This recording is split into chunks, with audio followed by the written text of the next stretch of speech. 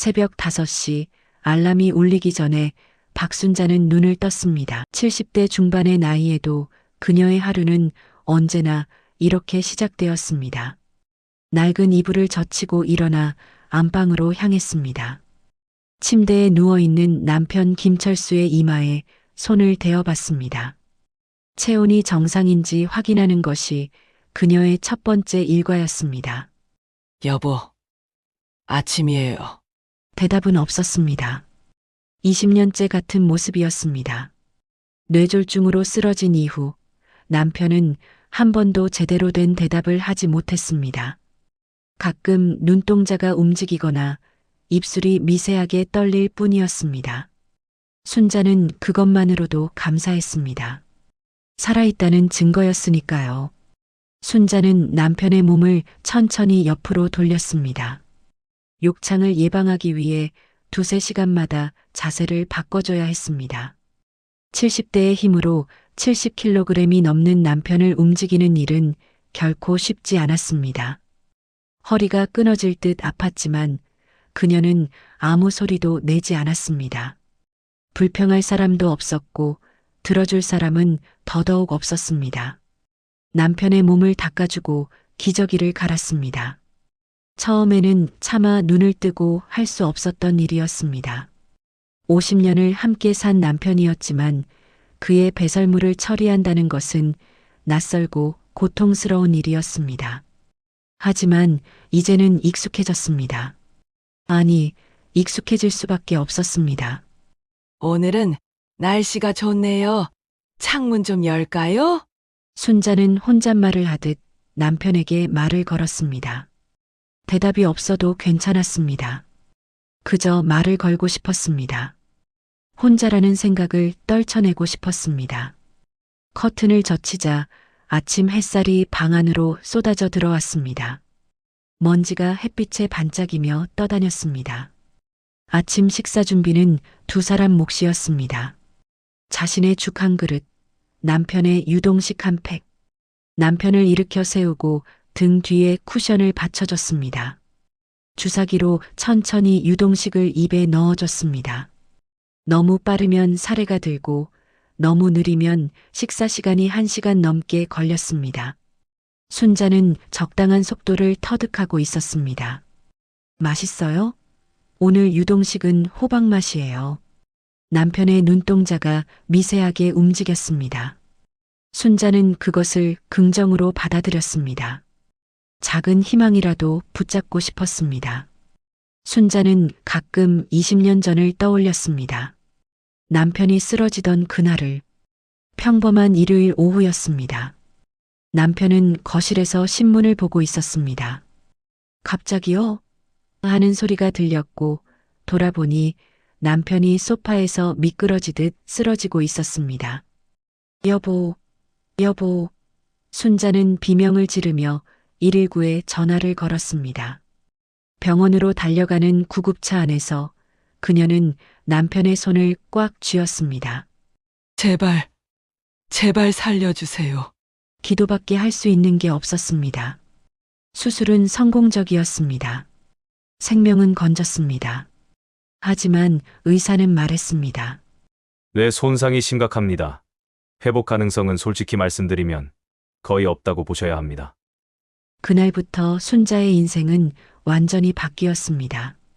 큰아들 민수는 처음 몇 달만 병원을 찾았습니다. 엄마, 미안해요. 회사 일이 너무 바빠서. 딸 수진도 마찬가지였습니다. 엄마, 애들이 어려서 손이 많이 가요. 이해해 주세요. 처음에는 이해했습니다. 자식들도 각자의 삶이 있으니까요. 하지만 몇 달이 지나고 1년이 지나고 5년이 지나도 상황은 변하지 않았습니다. 자식들의 방문은 점점 뜸해졌습니다. 전화도 한 달에 한두 번으로 줄어들었습니다. 순자는 남편을 집으로 모셔왔습니다. 요양병원은 비용이 너무 많이 들었고 무엇보다 낯선 곳에 남편을 두고 싶지 않았습니다. 집에서라면 자신이 직접 돌볼 수 있었습니다. 물리치료는 유튜브 영상을 보며 배웠습니다. 70대의 나이에 스마트폰을 배우고 인터넷을 검색하고 재활운동법을 익혔습니다. 손가락을 하나하나 펴주고 다리를 천천히 굽혔다 폈다 반복했습니다. 기적은 일어나지 않았습니다. 하지만 포기할 수 없었습니다. 여보, 조금만 더 힘내요. 우리 손주들 결혼할 때까지는 버텨야죠. 남편의 손을 잡고 속삭였습니다. 하지만 손주들도 이제는 찾아오지 않았습니다. 처음에는 신기해하며 할아버지를 찾던 아이들도 시간이 지나며 점점 발길을 끊었습니다. 명절이 다가올 때마다 순자는 기대했습니다. 혹시 이번에는 자식들이 올까? 혹시 이번에는 온 가족이 모일 수 있을까? 하지만 언제나 같은 대답이 돌아왔습니다. 엄마, 아빠 상태가 안 좋으시잖아요. 애들 데리고 가면 오히려 불편하실 것 같아서요. 어머니, 처가 쪽에서 먼저 오라고 해서요. 다음에 갈게요. 다음은 오지 않았습니다. 그렇게 20년이 흘렀습니다. 순자의 머리는 완전히 하얗게 새었고 얼굴에는 깊은 주름이 패였습니다. 허리는 구부정해졌고 손가락 마디마디는 관절염으로 붓고 아팠습니다. 하지만 그녀는 멈출 수 없었습니다. 멈추는 순간 남편도 자신도 무너질 것 같았습니다. 지난 겨울은 유난히 추웠습니다. 남편의 기침이 심해졌고 병원을 오가는 날이 잦아졌습니다. 어느 날 밤 남편의 숨소리가 점점 약해졌습니다. 순자는 그의 손을 잡고 밤새 깨어 있었습니다. 여보, 아직은 안 돼요. 조금만 더 함께 있어요. 하지만 새벽 5시 남편은 조용히 순자의 품에서 마지막 숨을 거뒀습니다. 순자는 울지 않았습니다. 눈물도 나오지 않았습니다. 그저 남편의 손을 잡고 차가워지는 그의 이마에 입을 맞췄습니다. 수고했어요. 여보, 이제 편히 쉬세요. 장례 준비를 하며 순자는 자식들에게 연락을 했습니다. 그들은 뒤늦게 달려왔습니다. 하지만 순자는 알아차렸습니다. 자식들의 눈빛에서 슬픔보다 다른 감정을 읽을 수 있었습니다. 그것은 계산이었고 기대였으며 욕심이었습니다. 순자는 장례식장 한 구석에 조용히 앉아 있었습니다. 문상객들이 다녀가고 자식들이 울고 조문을 받는 모습을 멍하니 바라봤습니다. 그녀의 머릿속에는 한 가지 생각만 맴돌았습니다. 이제 나는 어떻게 살아야 할까? 장례식장 로비는 국화꽃 향기로 가득했습니다. 검은 리본이 달린 근조 화환들이 빈소 입구를 둘러싸고 있었습니다. 박순자는 상주석에 앉아 고개를 숙이고 있었습니다. 검은 한복 치마가 무릎을 덮고 있었고 그녀의 손은 무릎 위에서 가만히 모아져 있었습니다. 20년간 간병으로 야위어진 몸, 하얗게 센 머리, 깊게 패인 주름. 문상객들은 그녀를 보며 고개를 저었습니다. 저 나이에 20년을 간병하셨다니 참 대단하신 분이야. 하지만 위로의 말들은 순자의 귀에 제대로 들어오지 않았습니다. 그녀는 남편의 영정 사진만 바라보고 있었습니다. 사진 속 남편은 환하게 웃고 있었습니다. 건강하던 시절 두 사람이 제주도 여행을 갔을 때 찍은 사진이었습니다. 큰아들 민수가 빈소 밖에서 조문객들을 맞이하고 있었습니다. 50대 초반의 그는 검은 정장을 단정하게 차려입고 허리를 90도로 숙이며 인사했습니다. 고맙습니다. 아버지가 편찮으셔서 오래 고생하셨습니다. 옆에 선 딸 수진도 눈물을 닦으며 조문객들에게 고개를 숙였습니다. 40대 후반의 그녀는 검은 원피스를 입고 진주 목걸이를 하고 있었습니다. 두 사람은 완벽한 효자 효녀의 모습이었습니다. 첫날 밤 11시가 넘었습니다. 마지막 문상객이 돌아가고 빈소는 고요해졌습니다. 순자는 여전히 상주석에 앉아 있었습니다. 등이 굽고 허리가 아팠지만 일어날 생각을 하지 못했습니다. 민수가 다가왔습니다. 손에는 종이컵에 담긴 물이 들려 있었습니다. 물 좀 드세요. 하루 종일 한 모금도 안 드셨잖아요. 순자는 고개를 저었습니다. 목이 마르지 않았습니다.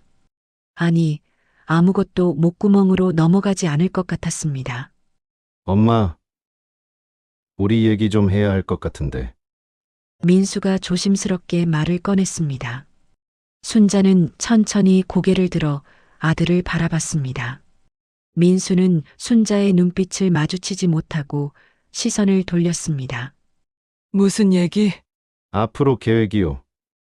엄마 혼자 집에서 지내시기 힘드실 것 같아서요.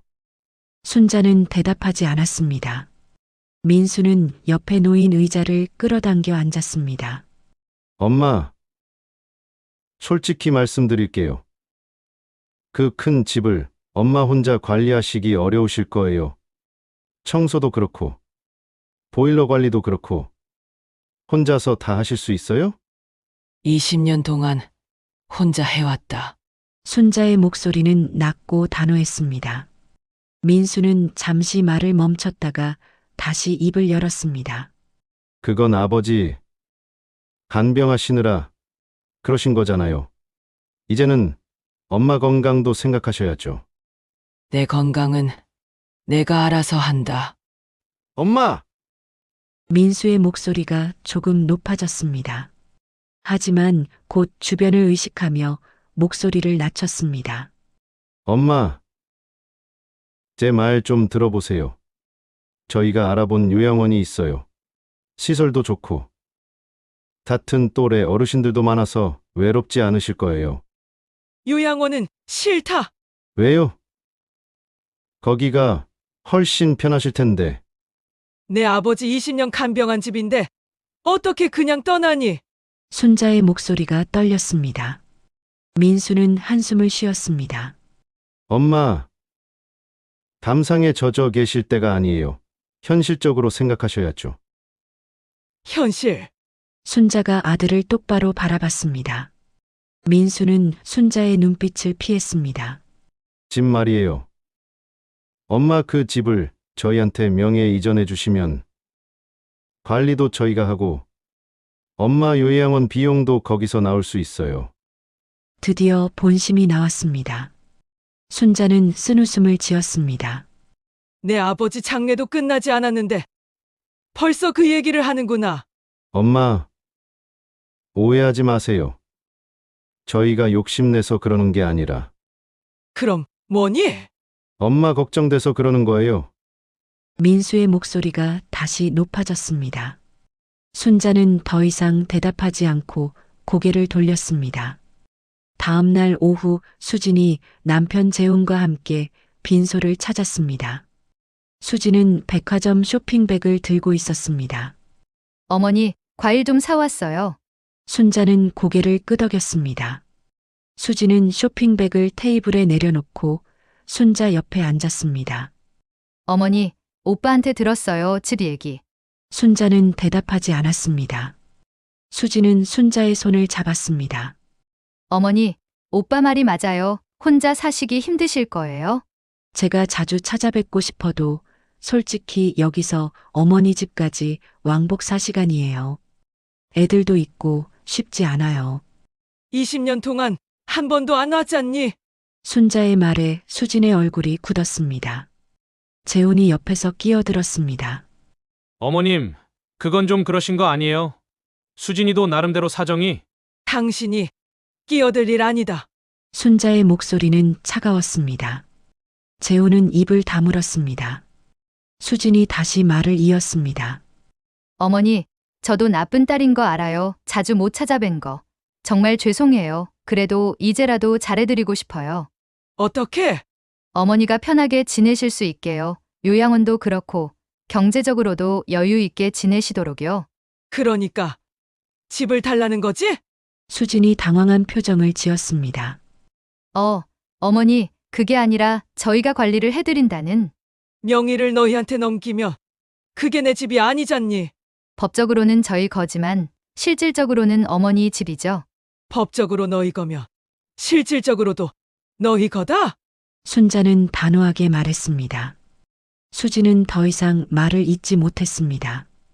그날 저녁 민수와 수지는 장례식장 근처 카페에서 만났습니다.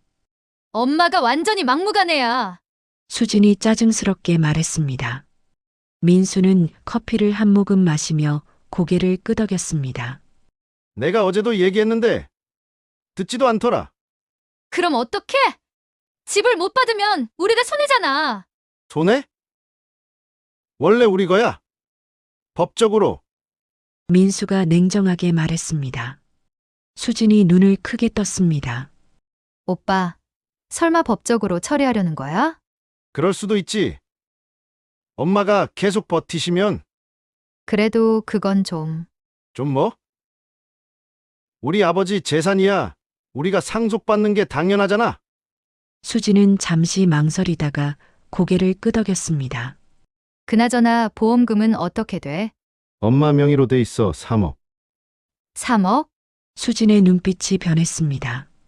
그럼 그것도 받아내야 하는 거 아니야? 당연하지. 아버지 보험금인데. 당연히 우리가 나눠 받아야지. 둘은 잠시 침묵했습니다. 카페 안에는 잔잔한 음악이 흐르고 있었습니다. 오빠, 근데 엄마가 절대 안 준다고 하면? 방법은 있어. 엄마 혼자서는 아무것도 못해. 민수의 목소리는 차가웠습니다. 장례 사흘째 발인식이 있었습니다. 순자는 남편의 영정사진을 가슴에 안고 영구차를 따라 장례식장을 나섰습니다. 차가운 바람이 얼굴을 스쳤습니다.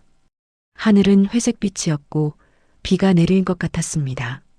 화장터에 도착했습니다. 순자는 관 앞에 무릎을 꿇고 앉았습니다. 여보, 미안해요. 제가 더 잘해드렸어야 하는데. 눈물이 흘러내렸습니다. 민수와 수진도 옆에 섰지만 그들의 눈은 건조했습니다. 화장이 끝나고 유골을 모셨습니다. 순자는 유골함을 두 손으로 받아들고 한참을 그 자리에 서 있었습니다. 남편의 온기는 이제 완전히 사라졌습니다. 손에 잡히는 건 차가운 도자기뿐이었습니다. 납골당으로 향하는 차 안, 순자는 창밖을 바라봤습니다. 회색 하늘 아래로 건물들이 지나갔습니다. 20년을 함께한 남편은 이제 없었습니다. 남은 건 욕심만 가득한 자식들과 그들이 탐내는 집 한 채뿐이었습니다. 나는 이제 어떻게 살아야 하나? 순자의 머릿속에서 같은 질문이 맴돌았습니다. 대답은 나오지 않았습니다. 다만 한 가지는 확실했습니다. 자식들에게 모든 것을 빼앗기고 싶지 않다는 것. 자신의 마지막 삶은 자신이 선택하고 싶다는 것. 납골당의 남편을 모시고 순자는 돌아섰습니다. 뒤에서 민수가 불렀습니다. 엄마, 집 얘기 다시 생각해 보세요. 저희가 정말 엄마 걱정돼서 그래요. 순자는 대답하지 않았습니다. 그저 천천히 걸어나갔습니다. 등 뒤로 민수와 수진의 시선이 느껴졌습니다. 차갑고 계산적이고 조급한 시선이었습니다. 순자는 알고 있었습니다. 이 싸움은 이제 시작일 뿐이라는 것을, 그리고 혼자서 맞서야 한다는 것을, 70대의 늙고 지친 몸으로 자식들과 싸워야 한다는 현실이 그녀를 짓눌렀습니다. 장례를 마치고 집으로 돌아온 첫날 밤, 순자는 현관문을 열었습니다. 집안은 어둡고 차가웠습니다. 보일러를 켜지 않은 지 사흘이 지났기 때문이었습니다. 순자는 신발을 벗고 안으로 들어갔습니다. 거실 불을 켰습니다. 익숙한 공간이었지만 이제는 낯설게 느껴졌습니다. 안방 문을 열었습니다. 남편이 누워있던 침대는 그대로였습니다. 베개에는 여전히 남편의 머리 자국이 남아 있었습니다. 순자는 침대 옆에 앉았습니다. 남편의 베개를 쓰다듬었습니다. 아무 냄새도 나지 않았습니다. 병원 소독약 냄새마저 사라진 지 오래였습니다. 여보, 목소리가 텅 빈 방 안에서 울렸습니다. 대답은 없었습니다. 순자는 베개를 가슴에 안았습니다. 눈물이 흘러내렸습니다. 소리내어 울었습니다. 20년 만에 처음으로 마음껏 울었습니다. 일주일이 지났습니다. 순자는 매일 같은 일상을 반복했습니다. 아침에 일어나 남편이 없는 침대를 바라봤습니다. 혼자 식사를 했습니다. TV를 켜놓고 멍하니 앉아 있었습니다. 밤이 되면 잠을 청했지만 잠은 쉽게 오지 않았습니다. 어느 날 오후 초인종이 울렸습니다. 순자는 현관으로 나가 문을 열었습니다. 민수와 수진이 서 있었습니다. 그들 뒤로 낯선 남자 한 명이 보였습니다. 엄마, 안녕하세요. 민수가 억지로 밝게 말했습니다. 순자는 아무 말 없이 문을 열어줬습니다. 세 사람이 안으로 들어왔습니다. 낯선 남자는 정장을 입고 서류 가방을 들고 있었습니다. 엄마, 이분은 부동산 전문가세요. 수진이 소개했습니다. 순자는 눈살을 찌푸렸습니다. 부동산? 네. 어머니 집 상태 좀 확인하려고요. 낯선 남자가 공손하게 인사했습니다. 순자는 대답하지 않았습니다. 남자는 거실을 둘러보며 메모를 시작했습니다. 민수야, 이게 무슨 짓이니? 순자의 목소리가 떨렸습니다. 민수는 소파에 앉으며 대답했습니다. 엄마, 화내지 마세요. 그냥 시세 좀 알아보려고요. 내가 팔겠다고 했니? 팔지 않으셔도 알아는 둬야죠. 나중을 위해서. 순자는 부동산 전문가를 노려봤습니다. 남자는 어색하게 웃으며 안방으로 들어갔습니다. 순자는 따라가며 소리쳤습니다. 나가! 당장 나가! 어머님, 잠깐만요. 금방 끝나요. 남자는 계속 방 안을 둘러보며 사진을 찍었습니다. 순자는 남자의 팔을 잡아당겼습니다. 나가라니까! 민수가 달려와 순자를 말렸습니다. 엄마, 진정하세요. 왜 이러세요? 내 집에서 나가! 순자는 소리쳤습니다. 부동산 전문가는 당황한 표정으로 서류 가방을 챙겨나갔습니다. 민수와 수진도 따라 나갔습니다. 현관 앞에서 민수가 돌아섰습니다. 무슨 생각? 엄마, 이러시면 안 돼요. 우리도 생각이 있어요. 법적으로 처리할 수도 있다는 거예요. 순자의 얼굴이 굳었습니다. 민수는 더 이상 말하지 않고 문을 나갔습니다.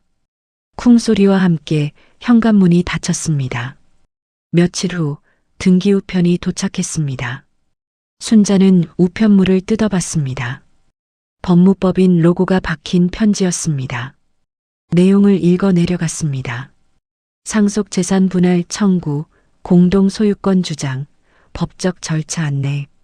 어려운 법률 용어들이 가득했습니다. 순자는 편지를 들고 소파에 주저앉았습니다. 손이 떨렸습니다. 자식들이 정말 법적으로 집을 뺏으려 한다는 것을 실감했습니다. 전화기를 들었습니다. 민수에게 전화를 걸었습니다. 신호음이 길게 울렸습니다. 여보세요. 민수의 목소리는 차가웠습니다. 민수야, 이게 무슨 짓이니? 엄마가 안 들어주시니까 어쩔 수 없잖아요. 내가 정말 이럴 거니? 엄마한테! 엄마도 좀 생각하세요. 우리도 살아야 한다고요. 살아야 한다고? 20년 동안 너희 아버지 간병할 때는 어디 있었니? 그건 그때는 바빴잖아요. 지금은 안 바쁘니? 집 뺏을 시간은 있고? 침묵이 흘렀습니다. 민수가 한숨을 쉬었습니다. 엄마, 저희도 빚이 있어요. 사업이 어려워요. 애들 학원비도 밀렸고요. 그래서 엄마 집을 빼앗겠다는 거니? 빼앗는 게 아니라 상속받는 거예요. 당연한 권리고요. 순자는 더 이상 말할 수 없었습니다. 전화를 끊었습니다. 다음 날 순자는 동사무소를 찾았습니다. 사회복지사를 만나고 싶다고 했습니다. 1시간을 기다린 끝에 30대 여성 복지사가 순자를 상담실로 안내했습니다. 어떻게 오셨어요? 자식들이 집을 빼앗으려 해요. 순자는 상황을 설명했습니다. 복지사는 고개를 끄덕이며 들었습니다. 법적으로는 자녀들이 상속권이 있어요. 하지만 어르신이 생존해 계시니까 증여 남용의 이전은 어르신 동의 없이는 불가능해요. 그럼 안전한 건가요? 지금 당장은요. 하지만 자녀분들이 법적으로 압박하면 복지사는 말을 흐렸습니다. 순자는 불안한 표정을 지었습니다. 그럼 어떻게 해야 하나요? 변호사 상담을 받아보세요. 법률구조공단도 있어요. 순자는 고개를 끄덕였습니다. 하지만 마음속으로는 알고 있었습니다. 법으로 자식과 싸운다는 것이 얼마나 슬픈 일인지. 집으로 돌아오는 길, 순자는 공원 벤치에 앉았습니다. 나뭇잎이 바람에 떨어졌습니다. 가을이 깊어가고 있었습니다. 주변에는 손주들과 함께 온 노인들이 보였습니다. 아이들의 웃음소리가 들렸습니다.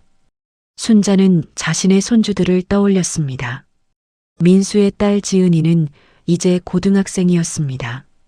수진의 아들 준호는 중학생이었습니다. 마지막으로 본 게 언제였던가? 2년 전 명절? 아니, 3년 전이었을지도 몰랐습니다. 집으로 돌아온 순자는 서랍을 열었습니다. 오래된 통장들이 있었습니다. 남편 명의 통장, 자신 명의 통장, 보험증서 하나하나 확인했습니다. 남편의 보험금 3억은 순자 명의 통장으로 들어와 있었습니다. 순자는 책상 앞에 앉았습니다. 흰 종이를 꺼내 펜을 들었습니다. 무엇을 쓸까 고민했습니다. 유언장? 아니, 아직 죽을 때가 아니었습니다. 편지? 누구에게? 한참을 고민하다가 순자는 컴퓨터를 켰습니다. 남편이 살아있을 때 배웠던 인터넷 검색이었습니다. 검색창에 귀촌이라고 쳤습니다. 여러 사이트가 나왔습니다. 전남, 경북, 강원도 시골 마을들의 사진이 보였습니다. 순자는 한 마을의 사진을 클릭했습니다. 작은 시골 마을이었습니다. 논밭이 펼쳐져 있었고 낮은 집들이 모여 있었습니다. 산이 마을을 둘러싸고 있었습니다. 여기서 살면 어떨까? 순자는 생각했습니다. 자식들의 욕심에서 벗어나 조용히 살 수 있을 것 같았습니다. 남은 인생을 자신을 위해 살 수 있을 것 같았습니다. 하지만 동시에 두려웠습니다. 70대의 나이에 새로운 곳에서 혼자 산다는 것이, 아는 사람 하나 없는 곳에서 늙어간다는 것이. 순자는 창밖을 바라봤습니다. 해가 지고 있었습니다. 하늘이 붉게 물들어 있었습니다. 순자는 천천히 일어나 안방으로 갔습니다. 남편의 옷장을 열었습니다. 오래된 옷들이 걸려 있었습니다. 여보, 제가 잘하는 거겠죠? 순자는 중얼거렸습니다. 대답은 없었습니다. 하지만 순자는 알고 있었습니다. 남편이라면 뭐라고 했을지. 당신 하고 싶은 대로 해요. 나는 믿어요. 순자는 옷장 문을 닫았습니다. 그리고 다시 컴퓨터 앞으로 돌아갔습니다. 귀촌 관련 카페에 가입했습니다. 게시글들을 읽기 시작했습니다. 70대의 귀촌한 사람들의 이야기, 혼자 사는 노인들의 경험담, 시골 생활의 현실. 밤이 깊어갔습니다. 순자는 여전히 컴퓨터 화면을 보고 있었습니다. 그녀의 눈빛에는 처음으로 작은 결심이 서려 있었습니다. 도망이 아닌 선택이었습니다. 자식들에게 빼앗기기 전에 스스로 결정하는 것이었습니다. 순자는 메모장을 열었습니다. 그리고 적기 시작했습니다. 해야 할 일집 정리, 귀촌 지역 알아보기, 이사 준비. 목록이 길어졌습니다. 하지만 순자는 두렵지 않았습니다. 아니, 두려웠지만 그래도 해야 했습니다. 이것이 그녀가 선택할 수 있는 마지막 기회였으니까요. 다음 날 아침 순자는 평소보다 일찍 일어났습니다. 창문을 열었습니다. 신선한 공기가 들어왔습니다. 오랜만에 상쾌한 기분이었습니다. 아침 식사 후 순자는 안방으로 갔습니다. 옷장을 열고 옷들을 하나씩 꺼냈습니다. 남편의 옷, 자신의 옷, 오래된 이불들, 20년 동안 쌓인 물건들이었습니다. 필요한 것과 필요 없는 것을 나눴습니다. 작업은 생각보다 오래 걸렸습니다. 물건 하나하나에 추억이 담겨 있었습니다. 남편이 좋아하던 스웨터, 함께 여행 갔을 때 산 모자, 자식들이 어렸을 때 입던 옷. 순자는 천천히 물건들을 쓰다듬었습니다. 이제 보내드려야죠. 순자는 중얼거렸습니다. 남편의 옷들을 박스에 담았습니다. 기부하기로 했습니다. 누군가에게 도움이 되길 바랐습니다. 일주일 후 순자는 경북의 작은 마을로 향했습니다. 귀촌 카페에서 만난 김 선생이 추천한 곳이었습니다. 버스를 2번 갈아타고 3시간을 달렸습니다. 창밖으로 산과 들판이 펼쳐졌습니다. 마을에 도착했습니다. 버스 정류장에 김 선생이 기다리고 있었습니다. 60대 중반의 그는 환하게 웃으며 손을 흔들었습니다. 어르신, 여기에요. 순자는 버스에서 내렸습니다. 공기가 맑았습니다. 새소리가 들렸습니다. 여기가 우리 마을이에요. 조용하고 좋죠? 김 선생이 자랑스럽게 말했습니다. 순자는 주변을 둘러봤습니다. 낮은 집들이 모여 있었습니다.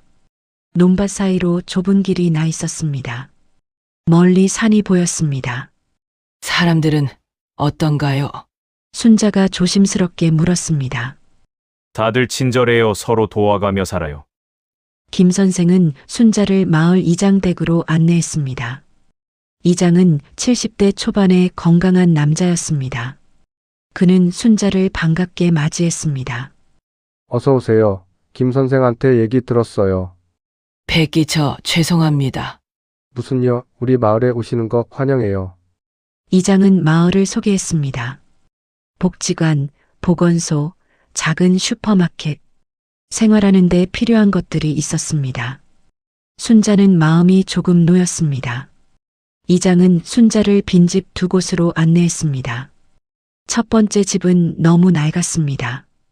지붕이 새고 벽에 곰팡이가 있었습니다. 2번째 집은 작지만 깨끗했습니다.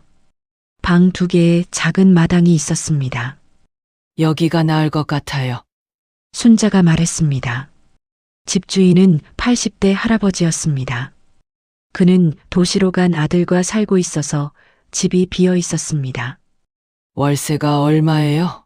30만 원이면 돼요. 관리비 포함이에요. 순자는 고개를 끄덕였습니다. 서울 집에 비하면 저렴했습니다. 다음 주부터 들어와도 될까요? 그러세요. 청소는 제가 해놓을게요. 계약은 간단했습니다. 서류도 복잡하지 않았습니다. 순자는 첫 달 월세를 현금으로 냈습니다. 집주인 할아버지는 영수증을 써주며 말했습니다. 편히 지내세요. 뭐 필요한 거 있으면 언제든 말씀하시고요. 고맙습니다. 순자는 진심으로 감사했습니다. 오랜만에 느끼는 따뜻함이었습니다. 버스 안에서 순자는 창밖을 바라봤습니다. 해가 지고 있었습니다. 하늘이 주황색으로 물들었습니다. 순자는 핸드폰을 꺼냈습니다. 수진에게 문자를 보낼까 고민했습니다. 결국 보내지 않았습니다. 아직은 말하고 싶지 않았습니다. 자식들이 알면 반대할 것이 뻔했습니다. 서울에 도착한 건 밤 9시였습니다. 택시를 타고 집으로 향했습니다.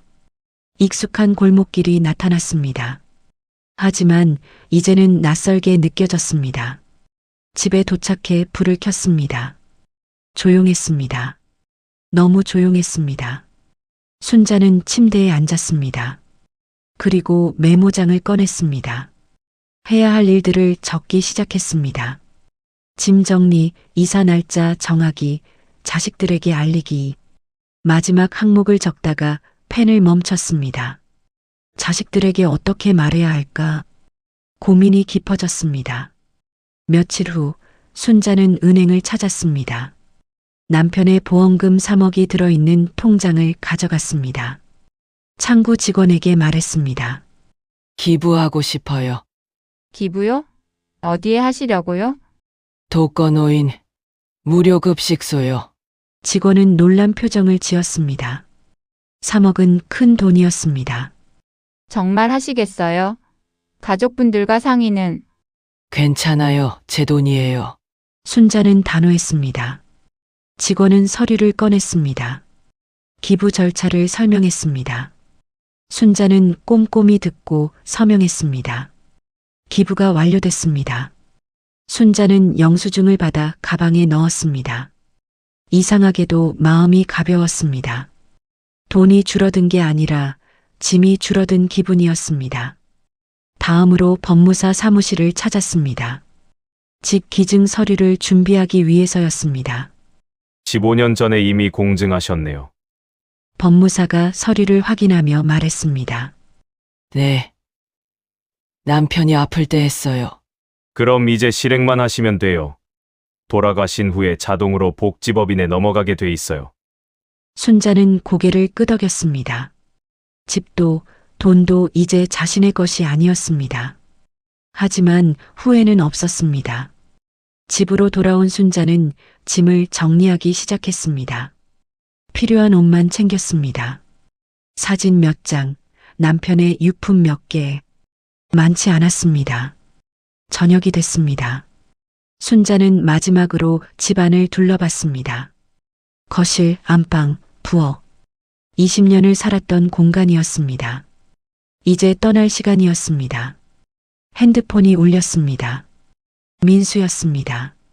순자는 잠시 망설이다가 전화를 받았습니다. 엄마, 요즘 어떻게 지내세요? 잘 지낸다. 엄마, 저번에 제가 너무했어요. 미안해요. 순자는 놀랐습니다. 민수가 사과하는 건 처음이었습니다. 괜찮다. 엄마, 우리 다시 얘기해봐요. 엄마가 편하신 대로 할게요. 순자는 잠시 침묵했습니다. 그리고 조용히 말했습니다. 민수야, 엄마는 이제 내 인생을 살고 싶구나. 네, 자세한 얘기는 나중에 하마 건강하게 지내라. 순자는 전화를 끊었습니다. 민수의 당황한 목소리가 들렸지만 더 이상 듣고 싶지 않았습니다. 창밖을 바라봤습니다. 별이 빛나고 있었습니다. 순자는 처음으로 미소 지었습니다. 두려움보다 기대가 컸습니다. 새로운 삶이 기다리고 있었습니다. 여보, 저 잘할 수 있겠죠? 순자는 하늘을 보며 중얼거렸습니다. 별빛이 반짝였습니다. 마치 대답하는 것처럼 이사 날이 밝았습니다. 순자는 새벽부터 일어나 마지막 짐을 챙겼습니다. 큰 가방 2개가 전부였습니다. 70년 인생이 2개의 가방에 담겼습니다. 현관문을 나서기 전 순자는 집안을 천천히 둘러봤습니다.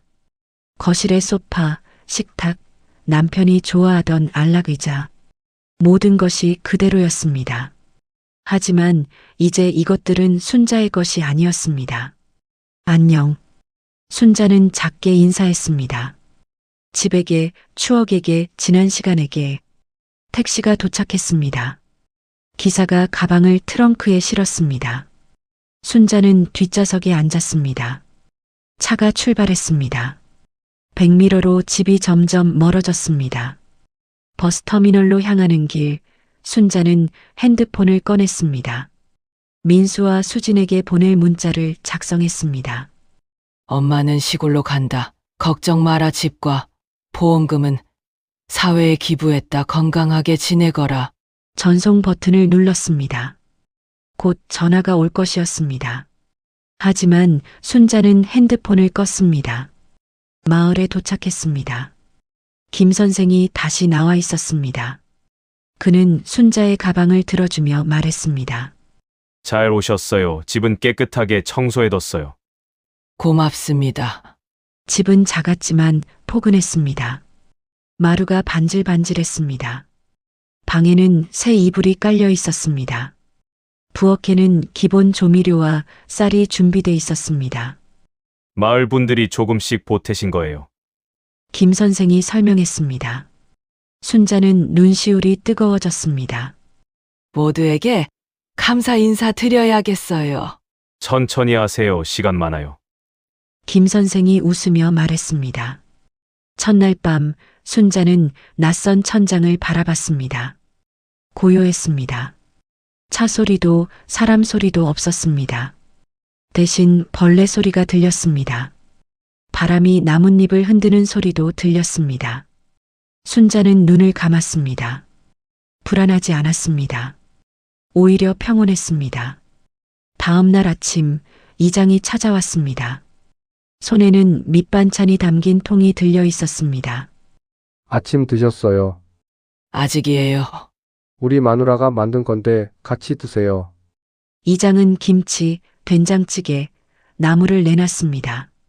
순자와 이장은 마주 앉아 밥을 먹었습니다. 홀로 사시기 외롭지 않으세요? 이장이 물었습니다. 외롭죠. 하지만 혼자가 편할 때도 있어요. 그러시겠어요. 가족 일은 복잡하니까. 이장은 더 묻지 않았습니다. 순자는 고마웠습니다. 오후에는 옆집 할머니가 찾아왔습니다. 75세라고 했습니다. 그녀는 텃밭에서 딴 상추를 가져왔습니다. 쌈 싸 드세요. 신선해요. 감사합니다. 내일 복지관 가실 거예요? 거기서 점심도 주고 프로그램도 많아요. 가보고 싶어요. 그럼 제가 같이 가죠. 처음엔 낯설 거예요. 옆집 할머니는 친절했습니다. 순자는 조금씩 마음을 열었습니다. 일주일 후 민수와 수진이 마을을 찾았습니다. 순자는 놀랐습니다. 예상보다 빨리 온 것이었습니다. 엄마, 수진이 순자를 껴안았습니다. 순자는 어색했지만 밀어내지 않았습니다. 어떻게 여기를? 김 선생님한테 연락받았어요. 엄마가 여기 계시다고. 민수가 말했습니다. 그의 눈은 붉어져 있었습니다. 엄마, 왜 이러세요? 집도 돈도 다 기부하시고. 수진이 울먹였습니다. 순자는 조용히 대답했습니다. 엄마가 결정한 거란다. 하지만 너희한테 빼앗기는 것보다 필요한 사람들에게 주고 싶었어. 민수는 고개를 숙였습니다. 한참 침묵이 흘렀습니다. 엄마, 제가 잘못했어요. 민수의 목소리가 떨렸습니다. 아버지 돌아가시고 저는 돈 생각만 했어요. 엄마가 얼마나 힘드셨는지, 얼마나 외로우셨는지 생각하지 못했어요. 나도 미안해요. 엄마. 수진도 울었습니다. 20년 동안 한 번도 제대로 못 찾아뵈었어요. 엄마가 아버지 간병하실 때 저는 핑계만 댔어요. 순자는 두 자식을 바라봤습니다. 그들의 눈에서 진심을 읽었습니다. 괜찮다. 다 지난 일이야. 엄마. 다시 서울로 가시면 안 돼요? 민수가 애원하듯 말했습니다. 순자는 고개를 저었습니다. 엄마는 여기가 좋구나. 그럼 저희가 자주 올게요. 한 달에 한 번. 아니, 2번이라도. 무리하지 마라. 너희도 바쁘잖니? 아니에요. 이제는 엄마가 우선이에요. 수진이 순자의 손을 잡았습니다. 순자는 손을 빼지 않았습니다. 계절이 바뀌었습니다. 가을이 깊어졌습니다. 순자는 마을에 적응했습니다. 매일 아침 복지관에 갔습니다.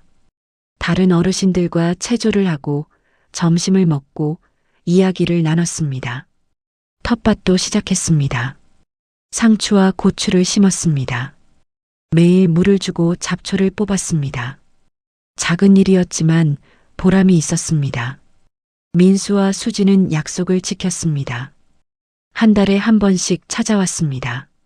손주들도 데려왔습니다. 지은이와 준호는 시골이 신기한지 이것저것 물어봤습니다. 할머니, 여기 재미있어요? 준호가 물었습니다. 응. 재미있단다. 저도 나중에 여기 살래요. 준호는 마당을 뛰어다녔습니다. 순자는 그 모습을 바라보며 웃었습니다. 어느 날 저녁 순자는 마을 회관에서 열린 무료급식소 개소식 소식을 들었습니다. TV 뉴스였습니다. 화면에는 순자가 기부한 돈으로 지어진 건물이 나왔습니다. 노인들이 따뜻한 밥을 먹으며 웃고 있었습니다. 고 김철수, 박순자 부부 기증, 현수막이 보였습니다. 순자는 눈물을 닦았습니다. 여보, 우리 잘한 거죠? 순자는 중얼거렸습니다. 남편이 대답하는 것 같았습니다. 잘했어요, 당신. 밤이 깊어졌습니다. 순자는 마당에 나가 하늘을 올려다봤습니다. 별이 쏟아질 듯 빛났습니다. 서울에서는 볼 수 없었던 별들이었습니다. 순자는 깊이 숨을 들이마셨습니다. 공기가 맑았습니다. 가슴이 뻥 뚫리는 기분이었습니다. 내 인생의 마지막은 내가 선택한다. 순자는 조용히 말했습니다. 후회는 없었습니다. 두려움도 없었습니다. 남은 것은 평화뿐이었습니다. 집으로 들어가려는데 핸드폰이 울렸습니다. 민수였습니다. 엄마, 주무시려고 하셨죠? 죄송해요. 괜찮다. 무슨 일이니? 그냥 엄마 목소리 듣고 싶어서요. 순자는 미소 지었습니다. 나도 내 목소리 들으니 좋구나. 엄마, 사랑해요. 민수는 쑥스러운 듯 말했습니다. 순자의 눈시울이 뜨거워졌습니다. 나도 사랑한다. 아들아. 전화를 끊고 순자는 방으로 들어갔습니다. 이불을 덮고 누웠습니다. 편안했습니다. 오랜만에 느끼는 평온이었습니다. 눈을 감았습니다. 내일은 또 새로운 하루가 시작될 것이었습니다. 텃밭에 물을 주고 복지관에 가고 이웃들과 이야기를 나누고 소박하지만 충만한 일상이었습니다. 순자는 미소 지으며 잠에 들었습니다. 그녀의 얼굴에는 평화가 깃들어 있었습니다. 70년 인생에서 처음으로 찾은 진정한 자유였습니다. 지금까지 영상 시청해 주셔서 감사합니다. 영상이 좋으셨다면 좋아요, 구독 부탁드립니다.